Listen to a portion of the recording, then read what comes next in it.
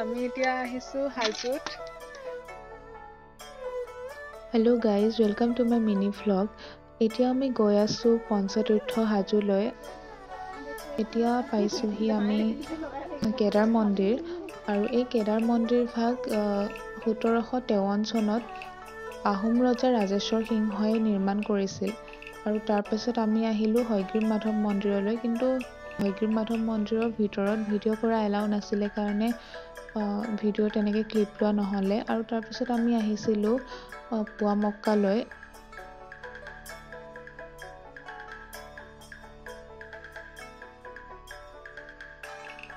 এই পাহাৰখনৰ নাম হৈছে অৰুণাচল পাহাৰ।